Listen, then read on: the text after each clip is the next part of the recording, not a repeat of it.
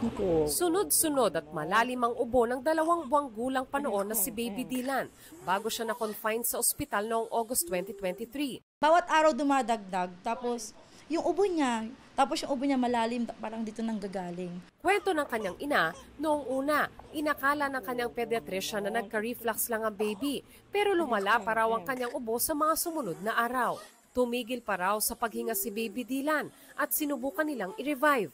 Nang maisugod sa ospital, tinubuhan si Baby Dylan, tinest at na-diagnose na may pertussis. Nasa second stage na critical stage, yung pwede na daw po siyang, kung nasa may anak ko na daw po yun kung mabubuhay siya o hindi. Nagkaroon pa raw siya ng iba't ibang komplikasyon, pero nalampasan ni Baby Dylan na ngayon 10 buwang gulang na. Ayon sa Department of Health, mula January hanggang March 16 ngayong taon, 568 na ang kaso ng pertussis, pinakamarami sa Metro Manila, 4 na po ang namatay.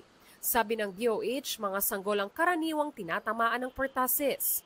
Paalala ng DOH, kung naghihintay pa sa supply ng bakuna, iiwas sa mga sanggol sa mataong lugar at huwag basta-bastang kargahin ng hindi naka-face mask. Ipakonsulta agad ang anak sa doktor kung sunod-sunod ang ubo. So, hindi lang ordinaryong sipon yan.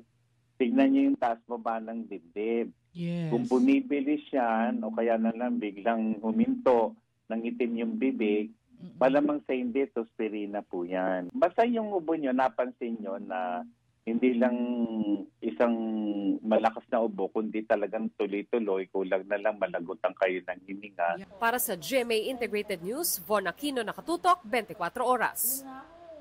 Kasi habang nagde-develop pa naman daw yung brain nila, so magandang maagang